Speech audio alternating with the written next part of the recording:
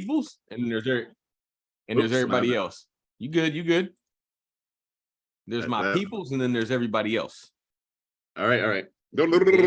I just gave myself some fucking work by hitting record too soon. All right, so I'm pulling it in. Red leather, yellow leather, red leather, yellow leather. It's fine. Okay. Welcome to the Mastering the Game of Allyship podcast. We got a special episode. Let's be real.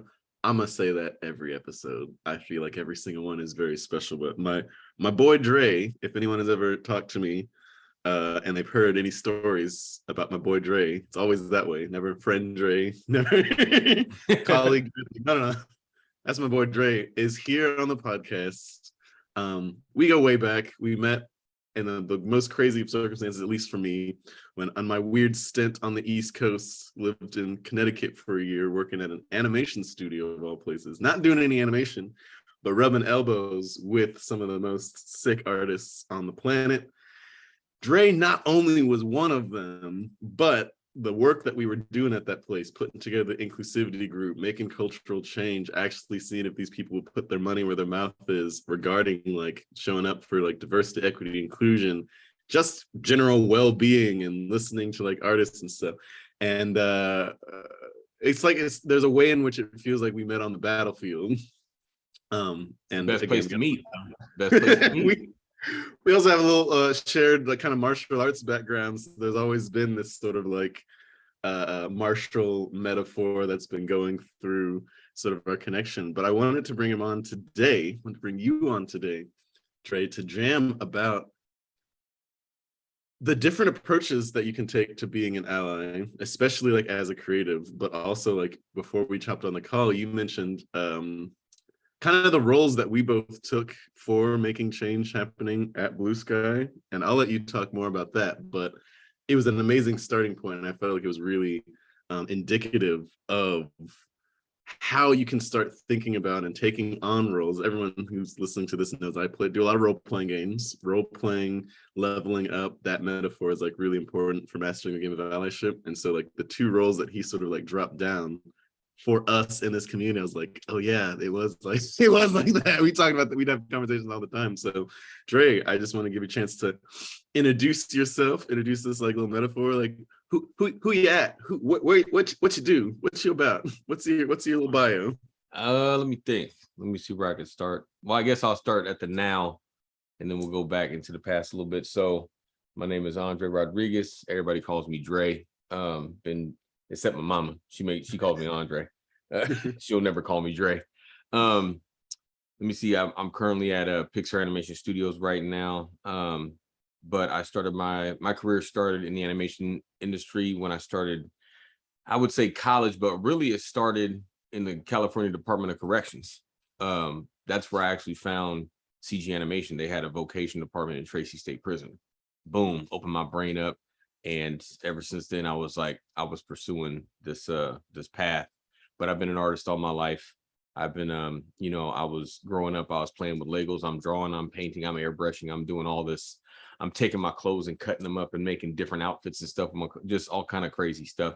I was doing some tagging on walls and whatnot. And I wouldn't advise that unless you like in a big city. Don't do that in like a big cities don't mind too much, but small towns, they actually, and that's where I'm from. They kind of mind that a lot. Let me see. So I think, yeah, I've always been an artist all my life. Everything for me is, I think art is a good way of kind of communicating with the world. You know what I'm saying? A lot of times art will disarm somebody, right? You can put the medicine in the candy, as they say.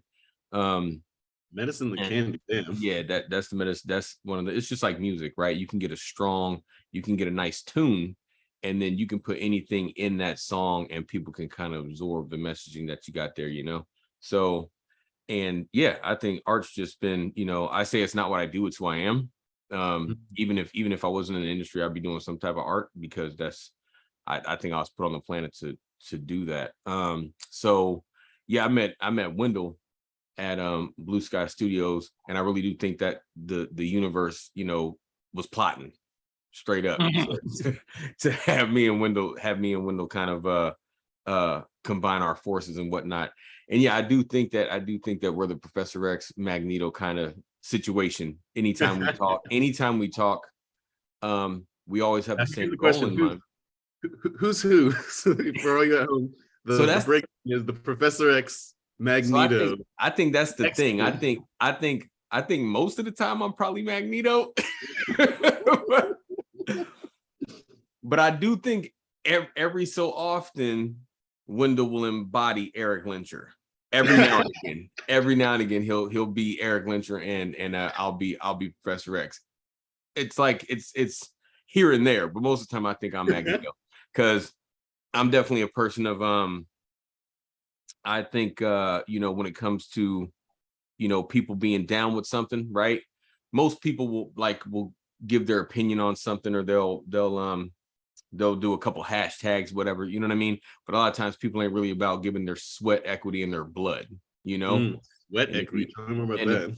and if you look at Magneto, he's he only wants the people that are willing to give up sweat and blood. He really is not. He's not thinking about people that are like, talking about it, not being about it. You know what I mean? So I mean, it's a perfect metaphor though, because even in the this was always the case though, right? Is that Magneto was always a Holocaust survivor, yeah, or was that just yeah, the X-Men movies?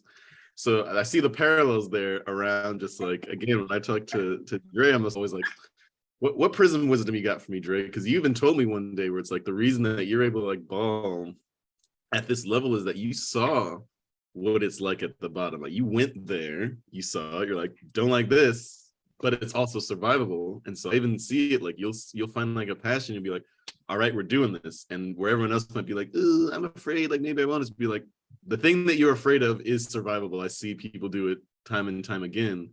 And it does feel like that informs the Magneto approach. Now, Xavier, not to say that doesn't go through hardships, but like opens a school versus a paramilitary organization, seeking out like the gifted kids. Like a lot of the stuff with mastering allyship is around like finding people's like superpower, like your superpower. And I find that most people have two. One of them is your superpower is art, but the other superpower, it's more murky, but it is that like dojo diligence, like let's get this done. I don't know how you wrap that in one word, but it's when those two come together that a lot of amazing things happen. Like again, I kind of have the gift of gab. I like pointing out people's superpowers, being like, hey, you're gifted, right? Like let's go do some stuff. But on those days, and what I'm hearing when you describe me in my more my Magneto mode, there is something to say about like, we're two Black folk in America. It's just like, oh yeah, that state of carceral mindset is just always like, you can always, if you dip deep enough, tap into just like what it feels like in that mode. And I do think beautiful things about their relationship is that like, while they were opposed, they were friends, they were homies. Like even in the movie, like he would go and play chess with them. He's like, no, this is my boy. exactly. Like, They definitely respected each other because I think they both knew that the other one was dedicated, right? Like you knew who Magneto was, you knew who Professor X was. There was no mincing their words when they explained what they were about. Even Professor X said, I feel a great swell of pity for anybody coming to my school looking for trouble, right? He'll get down, you know what I mean? He'll, when it's necessary, but he definitely will leave it, as the last resort. I always say the getting down part is kind of folded into the plan. So always, but well, I mean, he's got a secret society too, where it's like, yeah, the students can just chill, but the battle room is for the battle room is for a specific set of students. There's a jet under the pool, right? Underneath the leisure is the lethality, right? That's how I see it. So, but I think when I was growing up, I was always stuck in my artwork until things kind of shifted when I got a little older and I was in the streets more. We'll might talk about that later, but but once I landed in prison, that's when I learned that in any area where you're at, if you're focused, if you're inward facing, you're focused on yourself and you focus on getting yourself right, everything else kind of bends around you to the to its proper equilibrium for you to deal with, right? And that actually happened because a lot of the OGs I met in there, you know what I'm saying? And they just gave me the right food, you know what I'm saying, the right that those one-liners I would need at certain points, you know what I'm saying? So You're still riffing those one-liners out. Like the OGs tell you stuff, you tell it to me. I'm telling it to like other people. Like Exactly. you seem like you have a again, like you said, an awareness of what the medicine is. Exactly. And then once I dealt with that, once I was being in prison, it strips away everything, right? Everything is stripped away from you, and whatever you are, that's what you got to deal with. You know what I mean? and it is a crazy thing to think about, right? Because we dress ourselves with the mask of the day, right? Whatever we need that day, we put it on, and we go about our day and try to get through the day and you know, handle our tasks and then get back home unscathed, right? And I think part of that is, since you're trying to avoid tapping into that deeper self, right? That's where you're missing out, right? I think, you know, everybody has greatness, you know. I don't think there's to me, there's not a one set of people that are special and everybody else is average. No, everybody has greatness. Period. That's how I look at it. And I also think everybody's an artist. Like internally, I think everybody's an artist. That's probably just me being the hopeless romantic when it comes to the arts. But I think not in this space, not in this zone. That I buy that. I think a lot of people that are I think everybody has this special thing inside them that they can deliver with such poetic grace that people will just stop and listen. They'll be like, "Ooh, wee," you know what I'm saying? So since at the very least, everyone has a story. Yeah, exactly. And I think it's that, like, in that is that specialness, right? There's a special sauce in everybody, you know. And I think a lot of times we're bogged down by just bullshit, right? The run-of-the-mill stuff that we get bogged down by, having to meet someone else's expectation that has nothing to do with us, or us trying to impress instead of trying to improve. You know what I'm saying? Impress versus improve. Yeah, I want to sit there for a second with that, because that, what you said about like everyone having like that special sauce, my brain immediately jumped to, what stops it from expressing itself? This is the question I'm always asking. If I'm Xavier, then I'm like, okay, cool, everyone's got the mutant gene. What's up in this weird world that we live in? In their world, it was scarce, but like in this world, I do think it is abundant. But suddenly power becomes the power to choose not to express your greatness, where there's some people, and I'm going to throw this to you, on the Magneto side, the people that he drew to him couldn't not express their shit. Like they didn't have the power to hold their shit down, so they're just like, I'm here, and he's like, let's go. Here's what I think. So I'll give you another like example from prison. I was lucky enough that for some reason the OGs in there, they were like, you're different, you know. And so they would just sit with me and just talk, you know, and give me this game. And a couple of them in there would tell me, like, don't hang around these youngsters up in here. You know what I'm saying? You can hang around these cats over here, but don't be around these cats over here, because they ain't about shit. Which is, that's like very judgmental and just cutting them off. You know what I'm saying? But for some reason, they help me stay calm, right? So when you're in the fight, what's that saying? The best time to plan for war is in the time of peace, right? Yeah. They helped me get that kind of peace of mind, even though I'm in this weird place, right? Where it's, you know, you're surrounded by the convicts and whatnot. But in that, I was able to kind of, once I got stripped down to my prison blues, and that's all I got, you know what I'm saying? I don't even have my freedom. When I came face to face with me, I said, I'm okay. Like I can get through this shit. It's hard, you know what I'm saying? But I think anything worth having is hard to obtain, right? Yeah. And I think right, as soon as you care about something, that's when it becomes more difficult to obtain, because you actually care if you lose it. Yep. Right. If you don't exactly. So bars so quick. I want to actually take a step. What I heard in this, and this is the secret here listening that I do, is that like your first stint at Allyship was those OGs being like, yo, yeah, special, something's really important. Like we have this opportunity, even though we've lost our freedom, to still set someone else up to like make it out, like straight up. Like that, if you look at like your lineage, like they were like, all right, this wisdom dies with us if we don't put it near, with, around someone who's gonna like take it and run with it. Has a very interesting connection, not to put you on blast like this, but it does have connection to like your relationship with your Sifu, the idea of like lineage inside of Allyship. And I know this because I clown you about it all the time. Like you have a very strong respect for lineage, for wisdom. You know when to seek it out. You know who the ballers are. You know who's got weak shit and you know who's got like the strong shit. And for you, a lot of that does come with like, you know, you're the one who put me on the game of just like, so I didn't sound, I mean, you weren't doing it on purpose, but so I didn't sound like an idiot hanging out at the animation studio. You're like, yo, here's the cats, here's the what's up, here's the person, you got to talk to so-and-so, you got to da. And I'm like, okay, you know, you wield respect well, you have it, and it's very embodied. But I'm curious, like, I think that flavor allyship is sometimes not appreciated. I'm gonna what you just spoke of was, I think we had to talk one time and I said, listen, when it comes down to it, there's only two things you can do with knowledge: liberate or subjugate.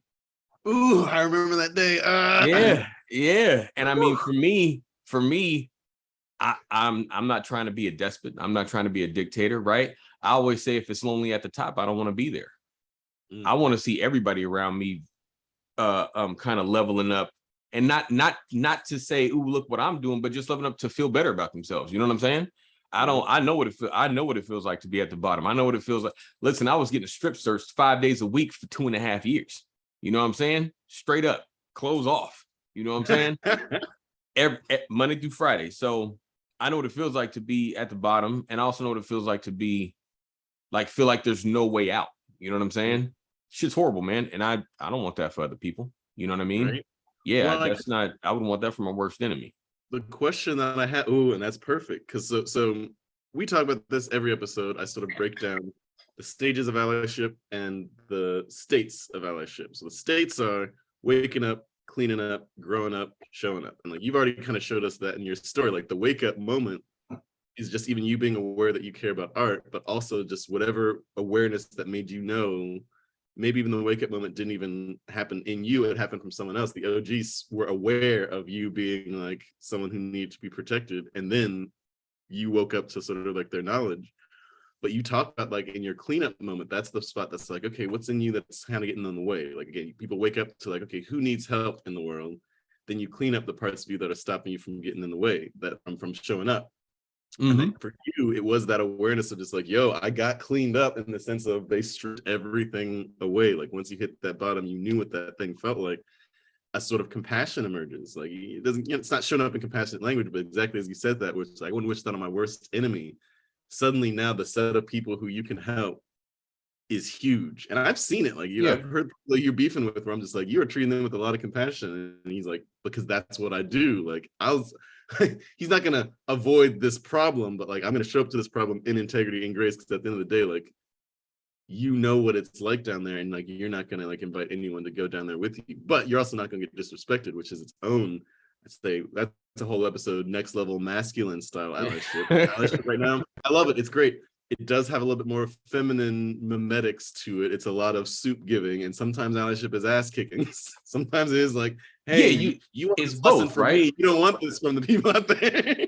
Hey, I and a lot of times that's what I try to tell people. Like, listen, let me help you out here. So you don't have to learn this in this arena. I don't want you to learn it over there in that arena. That arena is not nice. You know what I mean? Not nice. There's no refs. There's no orange slices. There's none of that. You know what I'm saying? We don't get breaks to get our Pedialyte. You know what I'm saying? There's none of that. You know what I mean? It's ding ding ding, and who gets knocked out? Like, let's not go over there. How about we chill over here and we have a little bit. Let's make sure we're doing our push-ups. Let's do it. That's we got gloves and mouthpieces over here. You know what I mean? So let's stay here. But because I know what it feels like, man. And when you in that place. So here's an example. When I was having a conversation one time at Blue Sky with people about incidents that were happening in New York where people were just, youngsters were walking around knocking fools out. You know what I'm saying? It was just, it was kind of a moment where it spiked. Those kind of instances were spiking. And somebody said, man, people out here acting like predators. And I said, what do you expect to get from a predatory society?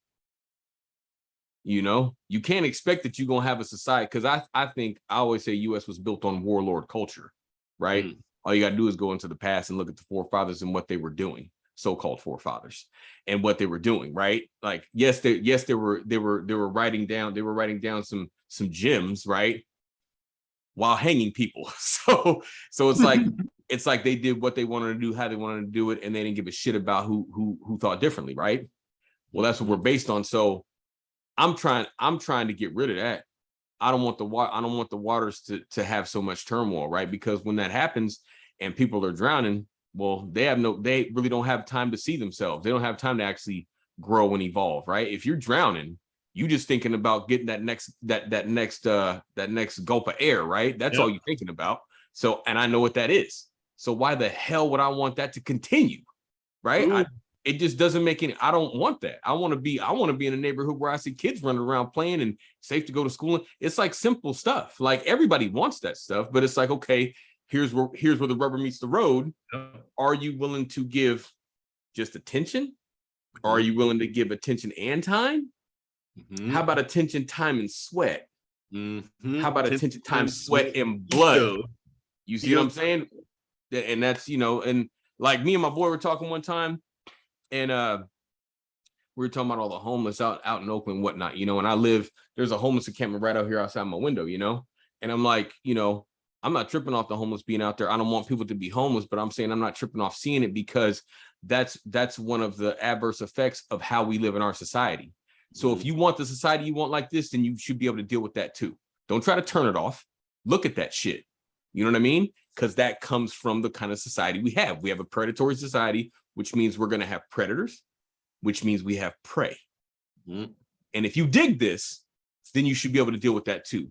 You know what I'm saying? You can't have your cake and eat it too, goddammit. But that's the thing. So here's the yes and to that. Well, first, let me hit the grow up piece. Like you already told the story of you growing up, like literally, like here, like the insights that you sort of get, the push-ups, the Rocky montage, the Mulan montage to get to the thing. But what I'm hearing you say is that there is an energy being spent by people trying to not look at how society is right now. That's one of the things I've always appreciated about you is that energy, you might not be saying it for that reason. I might be drawing up like an academic reason, but I do see it. If you can't look at it, then you'll miss the opportunities that comes from looking at it. You can't heal what you don't reveal. You can't heal what you don't reveal, right? Exactly. You gotta admit it. You can't see. Yeah, 100%. And I mean, I didn't realize like my impact on just my loved ones and friends, family, right? I didn't realize it until when I was inside. My mother brought my younger sister and my son to come and see me, and my son didn't recognize me. Right? I went to grab him and hug him, and he pulled away from me. And he gave me this look like I was a stranger. Right there, right? That's like prison didn't change me. Prison was like, it's whatever. You know what I'm saying? I wasn't in for too long. You got people in there that are like doing 20 years. You know what I'm saying? I did less than 3. Not saying that there was no seriousness in there, but yeah, him pulling away from me, that's when I realized I'm not doing what I was meant to do here. There's something wrong here. You know what I mean? And I'm trash right now. This is not good, And that's when my mindset, that's when it changed right there. And I said, whatever I need to do in order not to keep going in that direction, that's what I'm doing. If that means going through hell with gasoline draws on, I guess I'm about to have a charred up ass. That's just what it is. Because that feeling, that I got when he pulled away from me, nope, I'm good. Yeah. Well, and I think most people haven't felt that yet, right? They don't know that. They don't know how much, like you have both sides of the spectrum, right? You have the side where you could be an inspiration to many, right? Or you can be a detriment to many. And people, it's hard to look at that, right? That's hard. It's like, yeah, I can hurt people, and then that hurt can then pass on to others, right? And then it spreads. Well, you can also do that with inspiration. You can also do that with positivity as well. And people don't look at those two sides because both sides deal with what? Responsibility and accountability. Yep. But I mean, it's heavy. We're going full comic books on it. Uncle Ben's Law. I talked to you about Uncle Ben's Law, right? 100%. Great power comes great responsibility. Inverse Uncle Ben's Law is with great responsibility comes great power. And that's what everyone's running away from. Once you have that moment, and this is the question that I have for you, because just, again, we're on fire. Also, most people don't know this about me. I throw myself, I got my books, but I'm like, I come from country people, and that's one of the things I always appreciate about you is that when you package that wisdom, it's just like, you country ass, yes, but that's it. That's straight up hillbilly. There's a certain type where that wisdom goes in all categories. Like when you hit it at the bottom and you can package it there, everyone can connect to it, and I always appreciate that because it gets me hyped. But what do you think? So in your story, we literally talked and got to the rock bottom moment, but we both jammed on just like, that's an expensive way to teach people how to get to that spot. In my own story, like I've had a life where I've constantly been told, being raised in the church, that like it is an existential prerogative for you to be helping people. But I didn't start getting effective until I started realizing the ways in which my performance of helping people wasn't actually doing anything, wasn't actually making me happy, wasn't actually doing anything. Like I still had my own sort of ontological rock bottom moment. But even then, I do this work, so I was like, that's just expensive. And so I'm curious, like, what does it look like as we're being allies to the people who want to be allies? It feels like that's what's emerging right now. Is that like, okay, in ourselves, we've sort of found the ways to like show up in ways that are like dope. Again, like when we were in the we were in the shit at Blue Sky, like there was that really strong sense of like brotherhood, fraternity, of just like, you go this way, I go this way, you're this, okay, I duck, and then you kick over my head, and then I'll jump, and then you sweep the leg of the guy. Like there felt like that, but like in a lot of ways, sometimes the fight is so much that it can be harder to enroll other soldiers. Like what is an experience or what circumstances can we build to like help people get to that like foundation, that rock bottom moment of like, here's what you're doing this for, in a way that scales. I mean, this is the big question. If you answer this right now, I'm out of business, but I'm still curious as to what your take on it is. Here's what I think. First off, I want to say to all your listeners, all your supporters, that there wasn't that level of diversity and inclusion until you got to Blue Sky, because people just didn't have the tools really, right, or the language to kind of be able to talk to many different people about the same thing. You know what I'm saying? I just want to give you your flowers on that. He was, you know what I'm saying? I've worked on this. Thank you for that reflection. That is kind. It's literally it'd be absurd for me to throw it away because it's my literal job now. So yeah, that was serious stuff you were doing. So I think here's a good analogy what you were talking about. You know how when you see a parent in the public pool in the town and they're helping their kids swim, right? They're holding them a little bit, but letting them feel the buoyancy, of their body in the water. Mm-hmm. I think that's what we need. You know what I'm saying? And I think I think the ones that already can swim just have to choose to take the time to help the ones who can't, right? Mm-hmm.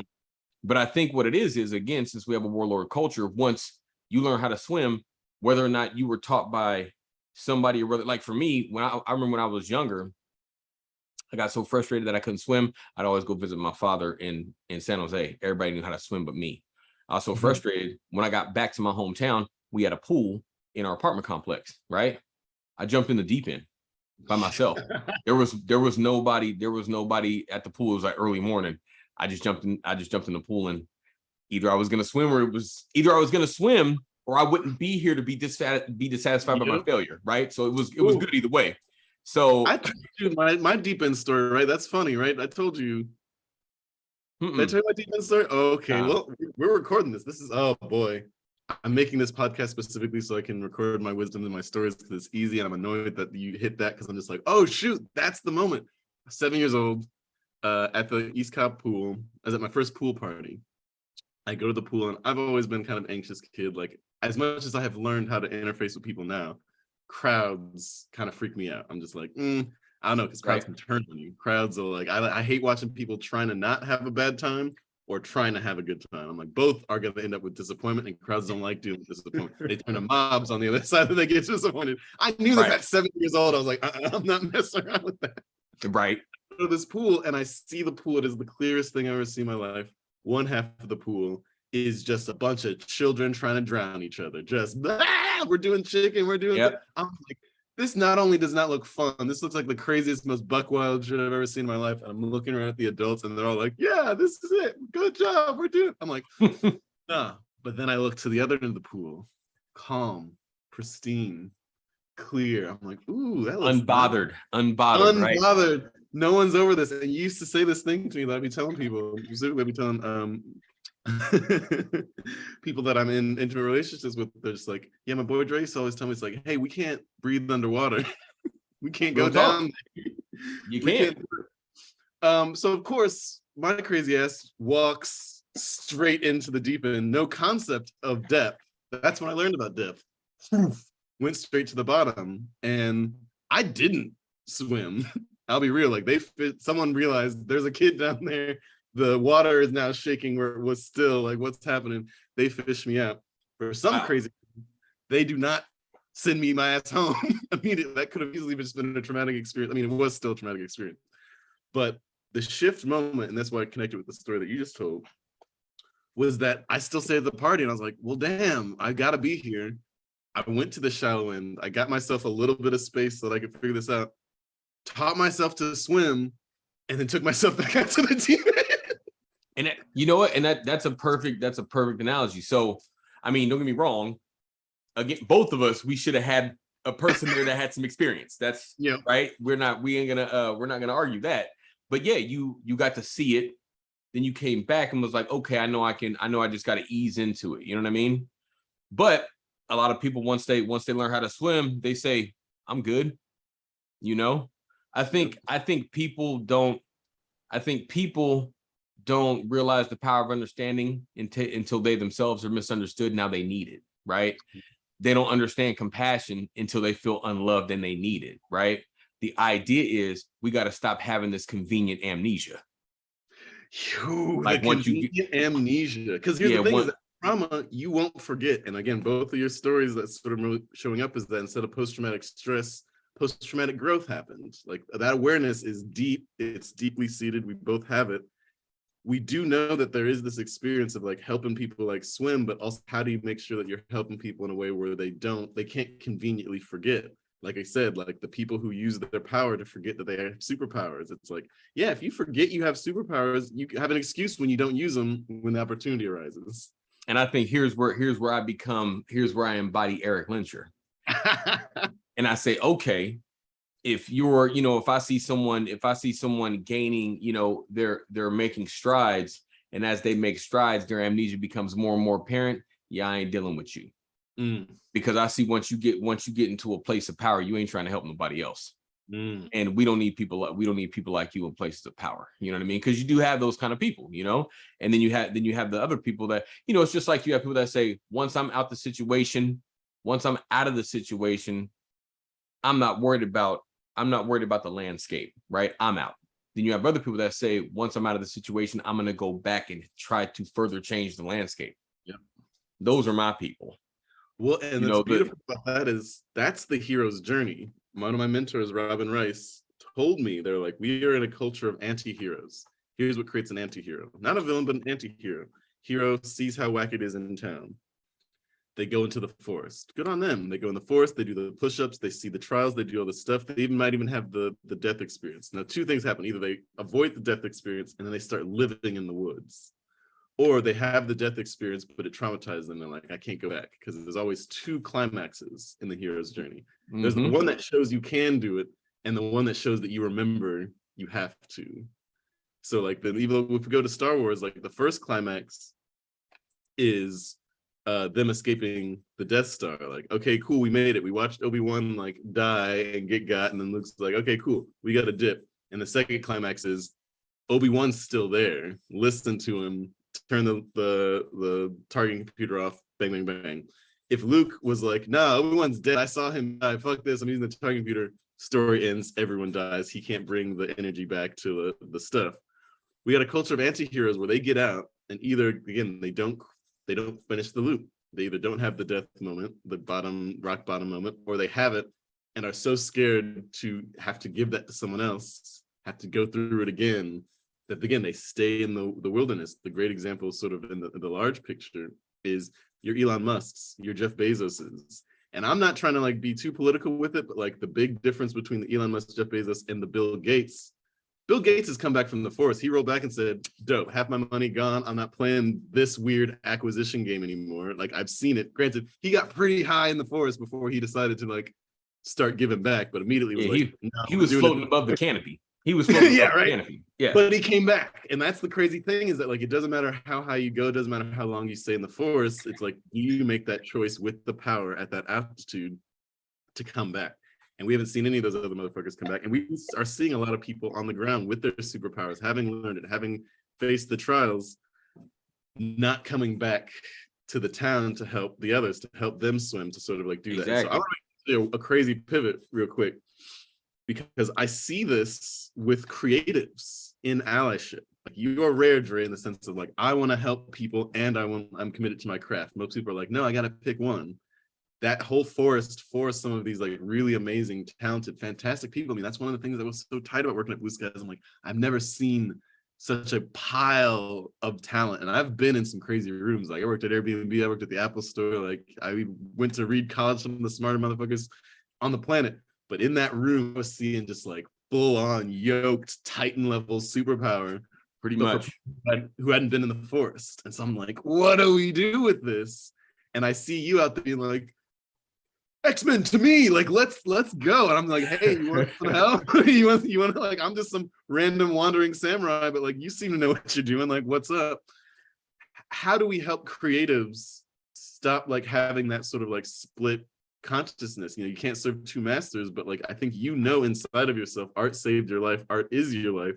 If you're going to be an ally, you're going to be doing it through art. Yeah. And you know that, but like, what's getting in the way of people honoring their gift enough to be willing to walk into the forest that way? I think I would say, fear of the unknown is something that I think we all have, right? Even if you can have a person that's lived a storied life, they've done a lot of different things, been on all kinds of adventures and stuff. Even those people have a fear of something, you know what I mean? And I think, like you were saying, because you've been breaking down the game of allyship, the whole mastering the shadow self. I think that's the hardest part, right? The one person you can't bullshit is yourself, right? Yep. Well, You wake up. One person you shouldn't bullshit is yourself. I think that's the one that we do. What I'm saying is, like, no matter what, like, I'm gonna stick with Star Wars, right? Yoda, very poised all the time, right? And I think he's poised all the time because he's the one that bullshits with himself the least, right? He's just probably he's just like, this is what it is. You know what I mean? He doesn't give us that knowledge because he's thinking about more of like training and making sure there's more Jedi, right? He's like, I'm not worried about me. You don't need to hear my story because I'm thinking about helping you out. And I think that's because he's already dealt with, right, his shadow self to the umpteenth level. You know what I mean? He straight up hangs out on a cave. Like, when he dips, we're going Star Wars with it, but it's chill. When he leaves after getting defeated by the Emperor, maybe the embodiment of his shadow self, he gets defeated. Where does his ass go? He goes to Dagobah in that dark side cave, one of the darkest places on the fucking galaxy, because he knows that anyone who goes through that cave on the other side of it is worthy of his knowledge. And if they're not going to even be able to fucking go there. Not even going to be able to figure it out. But also, if you look at anytime he was talking to say, anytime he was delivering knowledge, or when he admitted that he failed, he sounded the same. Yep. Right. So that's what I mean. He was so steady. But I think the only way we can get to that is to embrace the imbalance, to then reach the balance. And I think a lot of people don't want to deal with it. I mean, hell, I don't want to deal with that stuff. I got so much shit to fix in myself that I still got to fix, but it's like, I have to do it. And I think one of the best ways of doing that is servicing others. You know what I mean? That's why while I'm doing my thing, if I see somebody that needs help, I'm helping, man. I'm not going to sit here. Again, the waters, we have enough turmoil in the waters. Why do I want to add to that? For me, it just doesn't make sense. If I can calm some waters somewhere, if I can take 5 minutes, right, hit somebody with something, proper perspective, poor performance, and sometimes pimping, and if that puts them back into the proper perspective and they go on about, I calm the waters a bit. Just a bit. It might not be directly for me, but I know it's going to come around full circle, right? We all live in the same spatial energy, right? What's happening on one side of the earth is going to eventually come over here, Yep. So I try to just keep that in mind, Well, there's two things that come up. I'm going to try not fractal that too much because we used to get down just talking sort of forever. Yep, pretty much. So the first thing that comes up is that when you're talking about shadow, I was just like, ooh, this is the danger of imagination and creativity. Because I'm like, I don't think the creative shadows are bigger, but I'm like, no, I think they are bigger. If the shadow is an imagined self, if it's an imagined obstacle that's stopping you from showing up who you need to be, the creatives can imagine bigger obstacles. And they do. They imagine obstacles so big that it overwhelms them. They're like, oh, I can't do anything. I got to stay here. But again, it's just shadows. And it's actually their strength of imagination that has them imagining the thing that's gonna like beat their ass if they like take a step into the forest. Meanwhile, and I'll be real, us country boys who've seen some stuff go into the forest because it's just like, that's like, I don't know. I've got a few ass kickings I can take before I've got to be like, I gotta step out. I can't. Yeah. I can't with this. And so there is a sort of capacity for one limiting one's imagination, being like, hey, this game is to go in blindly and to learn what hits can you take joyfully. This is sort of the downside of like the indoor kids. Like a lot of creatives are like, yeah, you didn't even go out into the forest when you were a kid. Like, how are you going to do it now as an adult? Like in this world where we have like the internet and all this stuff. So what I see is this idea of like, okay, who can you care for? Like you said, helping people as a way to calm the waters, helping others is helping myself. Like there's a lot of juice that I hear in what you're saying, but very specifically, the thing that just rang true for me was the imagination pieces. Like I used to joke, I still joke, and it's actually very mean of me to do it, but I'm like, anxiety is an abuse of the imagination. It's all made up. It's not here, but people who have really high imaginations also have the ability to imagine every which terrible thing happening to them. And so I go to the creators and I go, Yeah, don't do that with your skill. Don't hurt yourself with your skill. That's messed up. that's me. I think I definitely have anxiety, and I think that's just because I have that, which I have a little bit of self-deprecation. That's something I got to deal with, and I got a high level of imposter syndrome. That's something I got to, that's something I've been dealing with as well. But no, I think the advantage I got that a lot of the people that I know don't have is that since I was in that place and I was stripped down, and since I survived it, I'm like, not too much is a big deal now. And like you were saying, okay, how do we get people to reach that point without having to do that? And that's the $1 million question. I think you have to get into places where you're uncomfortable. So then you can figure out that your skin's a little bit thicker than what you thought, Yeah. Here's the thing. I'm just gonna be real with it. It's following people like you, because on top of having already had the experience, you could see it coming from a mile away. There's no way where you accidentally end up in jail again, except for the world getting worse. And in that place, you're like, that's really interesting. That's very novel that they got me again, knowing that like I've got elven eyes. I can see that shit. People in your sphere who are, say, afraid of like getting caught up going to jail, just like, no, trust me. I've been there. I can see it a mile away. When you see me sweat, that's when you can sweat. Don't sweat before I sweat. I've been there. Yeah, 100%. Yeah, I know the lay of the land. I know that. I know the difference between a dog showing his teeth and a dog staying quiet. It's the quiet dog. It's the quiet dog you got to worry about. You know what I mean? Yeah. So I definitely know the difference. It's finding how do you take them under your wing, but in a way that still empowers them. Again, Yoda didn't give Luke a single answer, and all the answers he gave him, he ignored anyway, but he held the space. He created the experiences. And so this is the pivot that I want to go to is you got a short that you're working on. And I don't know if you knew this when you were working on it, but it is touching on every single one of these damn topics. I just wanted you to get an opportunity to like share with people like how your life experiences like emerges into this art that I do think is going to have the opportunity to like have some transformative world build, lay of the land setting stuff. So here's where I kind of went back to prison in a way. The reason why I kept going with this particular short is because people that I got huge respect for, like writers, especially one in particular, his name is Brian Vincent Rhodes, writer, director, storyboard artist. Dude is, he's just talented. But we had a small group of people that were we were just working on story ideas, riffing. We'd get together and we'd be on Zoom and we're going back and forth. Hey, I was thinking about doing something like this. I was thinking about doing something like that. And I came up with one where I said, man, some convicts playing Bones in prison, and an OG, Domino, people who aren't cool. Wait, you know what I'll do? I will give a visual aid. Hold on. How about that? Wait a minute. Do it. I'm sorry for all you people who are just listening on the audio only, but it's Domino. Okay. Bam. Got dominoes here. These are dominoes. Bop. Okay. Boom. Kind of funny I bring up the 6 blank, right? It's like the highest number and then 0. But these are dominoes. You stack them together on the table. You count the outermost dominoes, and you score in intervals of 5, 10, 15, 20. You know what I'm saying? And all money is good money, and sometimes slow money is for show money. You dig what I'm saying?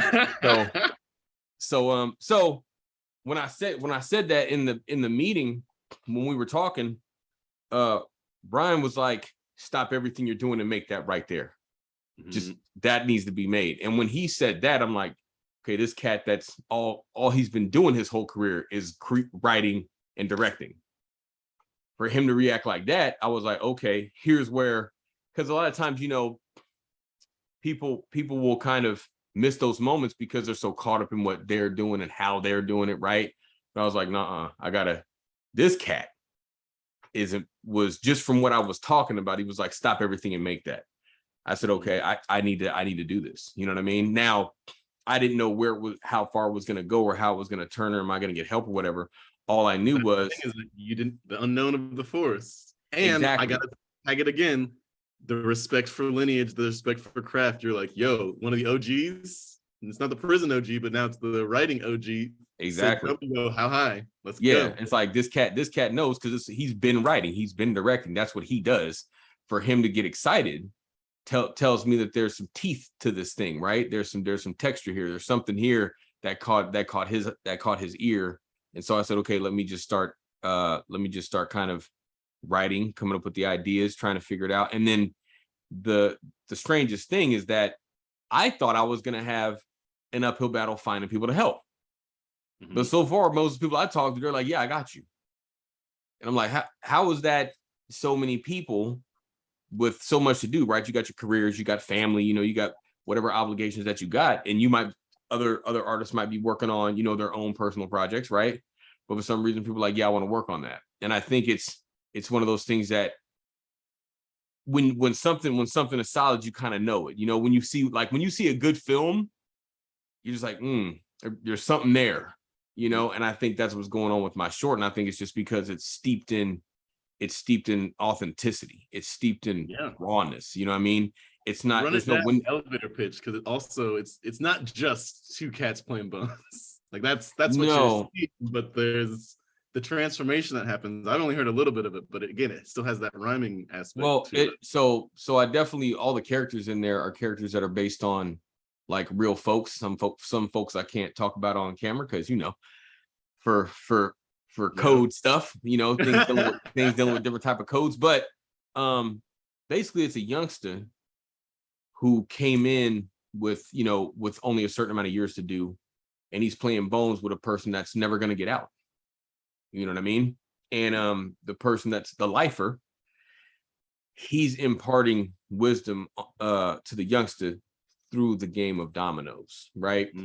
And in the short, there's going to be this moment. There's going to be a crescendo that's going to kind of bring everything to a head, and you'll understand that what's going on in the short is that even in this moment where everybody's stripped down and they're wearing the same clothes and you're in this controlled environment, there was still this spark of change. There was still this spark of inspiration. There was still this spark of humanity that this person that's never getting out, they're not bitter. They're going to take the time, right, to actually help this young man to make sure that this person doesn't come back. That was my experience in there. A lot of these cats that I knew were never getting out, and here they are taking the time with me. That's kind of, it's an amazing thing to see somebody, okay, so when I was in, I saw this one person, I think he was on his like 13th year or something like that. And he was stressed out, left out of the drafting class because he was part of the drafting class I was in, left out of the class. And he was outside. Just yelling. Seemed like he had Tourette's all of a sudden, right? So I asked my other homeboy, who was a lifer, I said, hey, what's happening with such and such? And he was like, he's going through it right now. And I was like, going through what? And he says, it's finally hitting him that he's never getting out. Ooh. And he was having a fit. He was physically having a fit. And I'm like, shit. Right. And I'm talking to a lifer, which means I know he went through this. I was like, oh yeah, but he's calm. Yeah, that's about it. Yeah, he's calm already. He's Yoda. He realized, you know what I'm saying? By the way, the person that I was talking to finally did parole. They gave him a date and he got out. Yo. And he's a cool cat too. I might talk about him in detail on another episode, but he was like one of the cats I stayed close to. But yeah, he broke it down like he said at this moment, this cat can go one way or the other. Right. So I was actually watching the chrysalis moment, right, of this human being realizing this. Yeah, it's crazy, right? It's crazy, right? It gives you goosebumps. I'm feeling that. I got the chills. Yeah, I'm actually watching this happen. You know what I mean? And then like the next day when I went back to drafting class, dude was cool. You know what I'm saying? But I don't know what dude this is now. You know what I mean? You don't know what path he took. Exactly. You don't know because in prison you keep your cards close to your chest. You know what I mean? You show what's necessary when it's necessary. You know, so in that it's like you see some of these cats that are in there, they don't go that route, right? They take the time to inspire others and help the youngsters and whatnot, knowing they never getting out, knowing they'll never see what that youngster is going to be doing. That's the line that Yoda hits, that bars. Say what anyone wants to say about Rian Johnson. He transformed all of Star Wars with this one line. He goes, they are, I got to make sure I get it perfect. We are what they grow beyond. That is the burden of all masters. 100%. Yeah. And I think, and I want to, being in that space when I was there, I saw another level of humanity that you can't see out here, right? Because in there, until this short gets made, we'll see if it goes that route. We'll see. Don't worry. Okay, this is gonna be.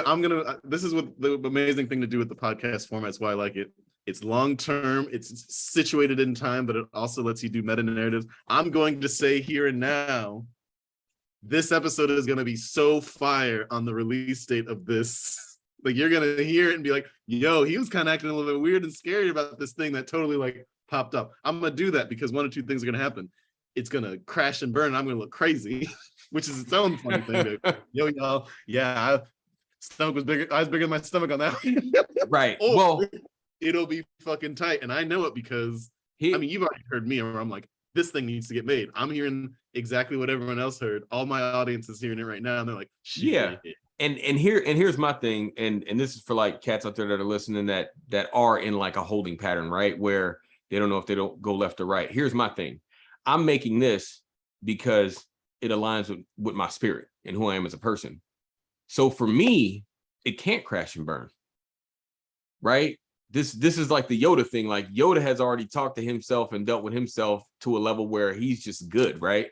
Same thing with this. This isn't like something I'm making to win an award or to, you know, have on some platform where it's going to just have a 10 million views. I'm not making it for that.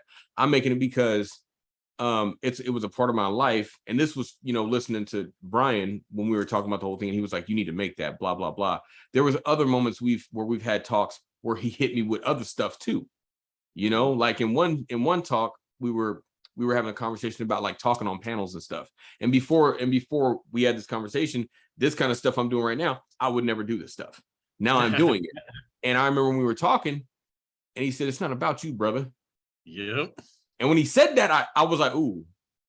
But it was about me. I went on the path to be about me, but you finished the path. Again, you leave the forest. Yeah. When it becomes about someone else. And so he was like, this isn't about you, man. He was like, your story can help so many people. You know, your story, you can talk to a specific group that most people can't talk to, you know, because the group that you're in, you actually matriculated from here and went over here to this whole different arena.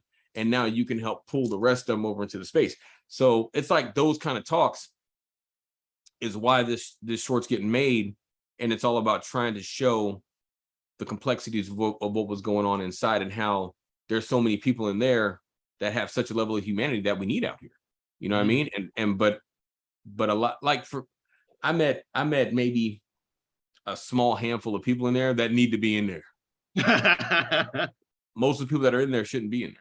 You know what I'm saying?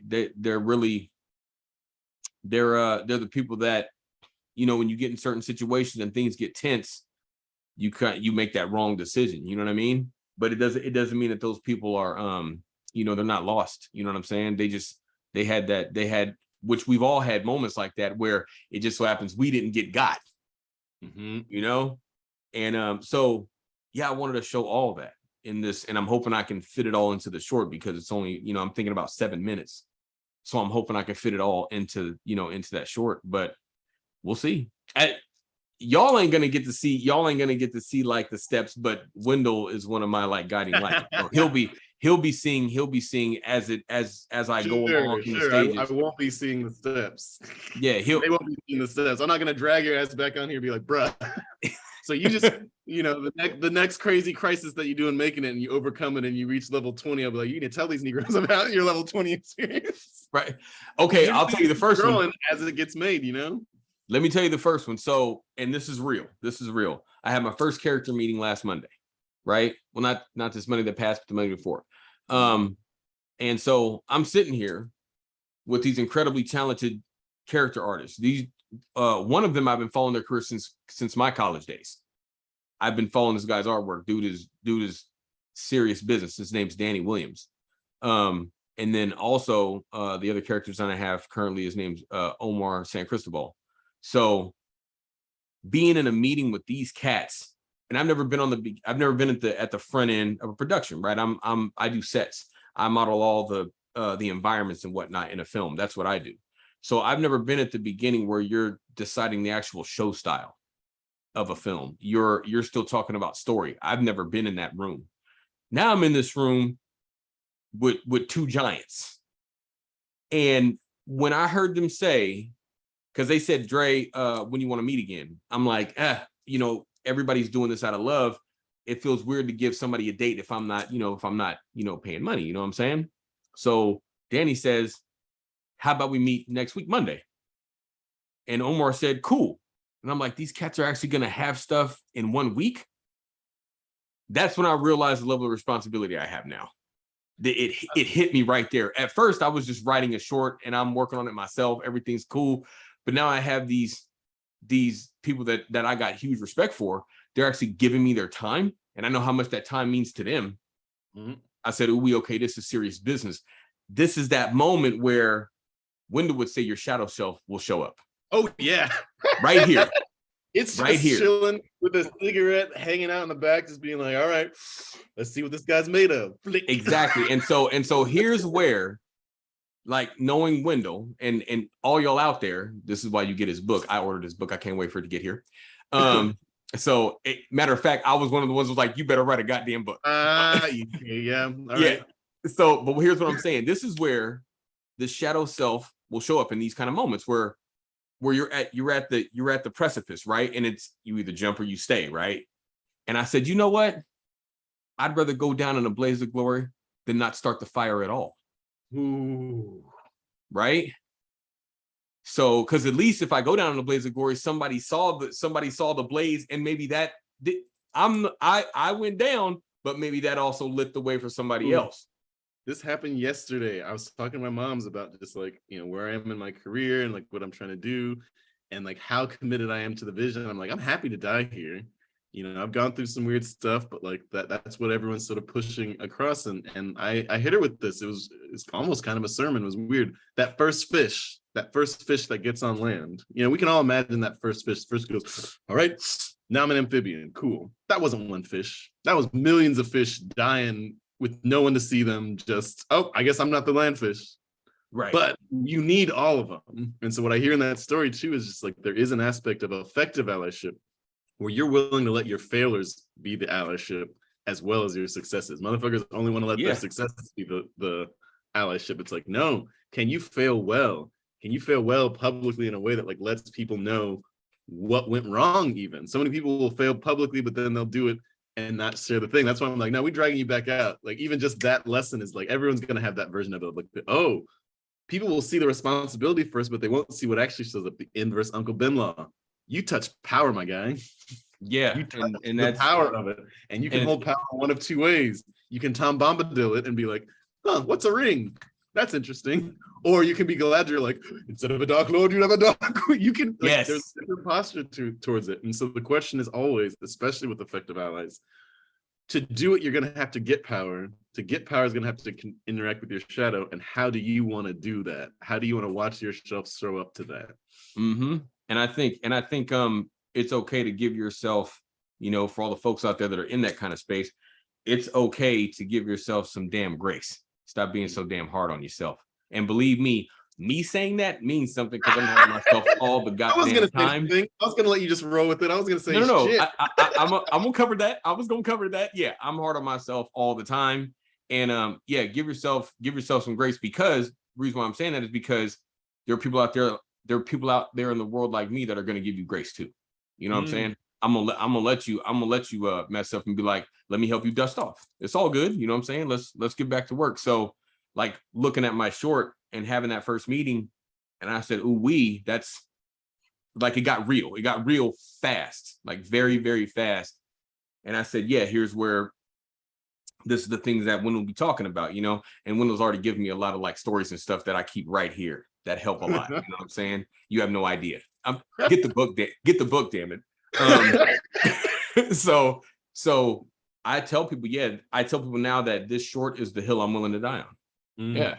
It's like if I don't make something of my own ever again, this one was going to get made, whether it takes like 10 years or, if I got to chip away at it and it takes a long, if this tree is incredibly thick, you know what I'm saying? Or if it's just a bamboo shoot, I'm cutting through. I'll send this one back to you because you gave me this one and it messed me up. And I told everyone, and I told you I had a friend that had it on a needle point. They needle pointed this thing that you had said to me that I had said to them. And I'm about to send it right back to your ass. Peek at the peak, but keep your eyes on your feet. Yeah, absolutely. Find out where you're going. Find the direction. You know what I mean? Use your compass and all that. See it. Okay.